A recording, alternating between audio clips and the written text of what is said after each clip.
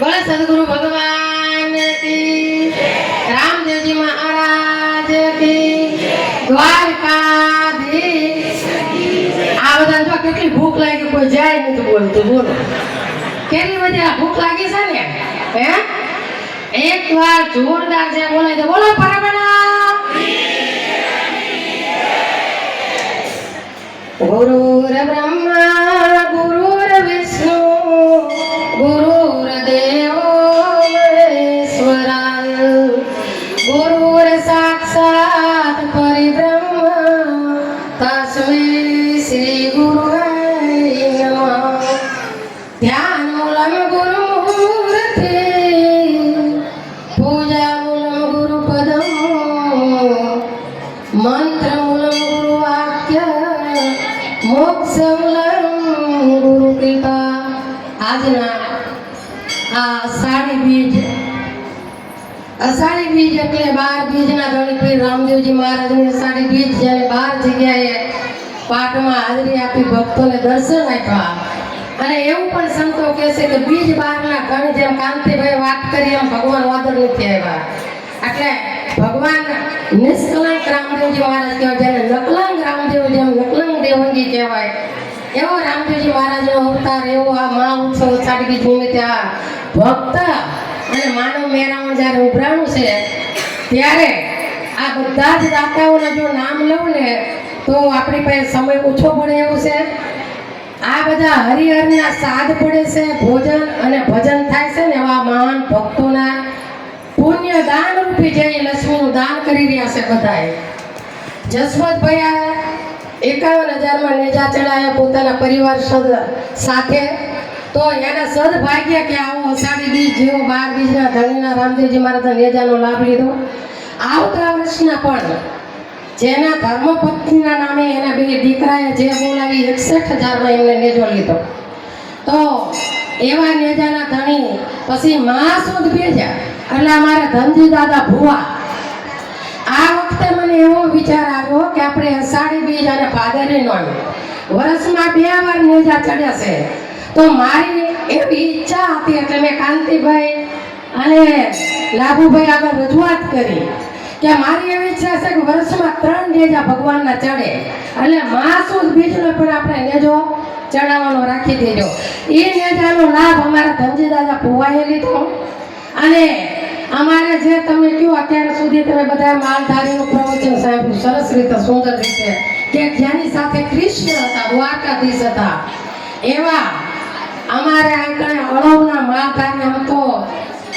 4-5 વર્ષથી કાંતિભાઈ એમના 12 ડબ્બા તેલ હોય 10 ડબ્બા તેલ હોય 5 ડબ્બા તેલ હોય તાળીઓથી વધાવ્યો આ વખતે પણ 8 ડબ્બા સિંગ તેલ એમના તરફથી છે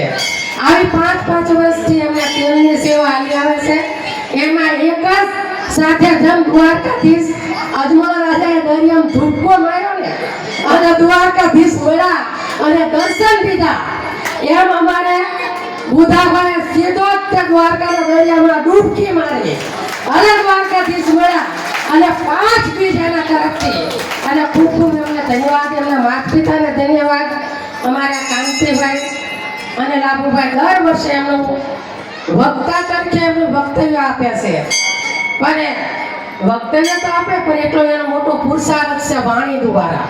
તે એમને માં કંઠે સરસ્વતી વસ્યા છે અને આ એક આપણી જગ્યાએ ને આપણા તો દર વર્ષે આ લાભ આપે છે અને પોતે પોતાનું પુરુષાર્થ કરીને જાય છે તમે બધા દાન આપો પણ દાન માગવા વાળા તો જોઈએ ને તો પહેલા તો જેને દાન માંગ્યું છે ને એ કાંતિભાઈ લાભુભાઈ જેને દાન આપ્યું છે એ બધાને ખૂબ ખૂબ તાળીથી વધાવો અહીંયા અમારા જે સ્વયંસેવકો જે ખડા પડિયારની સેવા કરે છે રામદેવ સેવા બીજ સમિતિ એ લોકોએ પણ એક બીજ આપી બીજા ઘણા બધા દાતાઓએ આમાં બીજ આપી છે પણ એ દરેક વખત દાતાઓના નામ પણ લીધા છે પણ જેને તનથી સેવા મનથી સેવા અને ધનથી સેવા આવા અમારા જે અરવિંદભાઈ એને તો આપણે બધાએ બહુ યાદ કર્યા અને એ ગુરુ તરીકે કારણ કે 40 વર્ષથી આ જગ્યામાં જેનો ભોગ હતો રાત ને દિવસ જે કાંતિભાઈ પોરની વાડ હતી એ ગઢાઈને વંડિયું પથ્થરના ચડાવ્યા હોય ગામડે ગામડે માગી ભજન ભાવ કરી પોતાના ગુરુ સાથે રાતના ઉજાગરા કરી ભજનમાં જઈ અને એ આ 40 વર્ષ સેવાનો ભોગ આપી અને સ્વર્ગીય સિધાવ્યા છે. તો એને આપણે બધાએ ખૂબ યાદ કર્યા. એને પરમ કૃપા રામદેવજી મહારાજ ખૂબ ખૂબ એને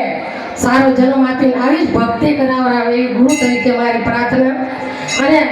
જે આ ભક્તો બધા આવ્યા છે, જે દાન આપે છે, જે સેવા કરે છે, સ્વયંસેવકો અમારે લાકડા ફાડવા વિયોળ મંડળ ચતુરભાઈ પણ બધા દર વર્ષે આવે. આ લોકો માણસોની પાસે રૂપિયા હોય તો લાખોનું દાન કરે છે, પણ જે પરસેવો વાળીને કાંતિભાઈ દાન કરે છે, જે લાકડા ફાડવા આવે છે, કોઈ પીએસવામાં સેવા કરી રહ્યા છે. અહીંયા અમારા મંદિરના જે 25 વર્ષથી સ્વયંસેવકો છે એનું નાનું મોટું દાન હોય છે, સેવા હોય છે. જો બધાના નામ લઈએ તો આપણી પાસે સમય નથી, પણ ભગવાન રામદેવજી મહારાજ પરમના પીર દ્વારકાધીશ આ બધાને ખૂબ જ ધન આપે. એ ધન એવું આપે કે સારા રસ્તે વપરાય, ઘરમાં શાંતિ રહે અને ખૂબ જ આવા ધર્મ અને સેવાના કાર્ય કરાવે. અમારા જસવંતભાઈનો ખૂબ આગ્રહ હતો કે અમને આશીર્વાદ મળવા જોઈએ, તો એ પરિવારને પણ ખૂબ ખૂબ આશીર્વાદ આપું છું કે તમે વારંવાર આવા સેવાના કાર્ય કરી અને બાબાના નેજા ફરકાવતા રહો અને બાબા કાયમ માટે તમારી નેજાની સહાય તમને સહપરિવારને આપતા રહે એવી અમારી પ્રાર્થના. જે ભક્તો મહેમાનો હોય છે એ બધાને ખૂબ રામદેવજી મારે સુખી રાખે, સંપત્તિ આપે અને ઘરમાં ધન એવું આપે કે સારા માર્ગે વપરાય. કાંતિભાઈએ ખૂબ કીધું કે દીકરા એવા થાય, એવી સારી નસીબ હોય, સારા દીકરા થાય એવું આપણે ઈશ્વરી સંસ્કારી બને. માતા પિતાનો એમને ખૂબ એટલો મહિમા ગૌરાયો એ બધાને અમલમાં લેજો, કારણ કે વૃદ્ધાશ્રમ ન કરવો પડે. અત્યારે અમારા સંતોને પણ વૃદ્ધાશ્રમ ખોલવા પડ્યા છે. એવો સમય એવો છે કે વારંવાર આપણા ભક્તાઓ વારંવાર આપણા સૂચન કરી રહ્યા છે. એ માટે તો હવે બધાને પેટમાં ભૂખ લાગી છે, હરિયાળનો શાક પડાવરાવું અને એ કાંતિભાઈ દ્વારા જે બોલાવરાવું હરિયાળના શાક પાડે.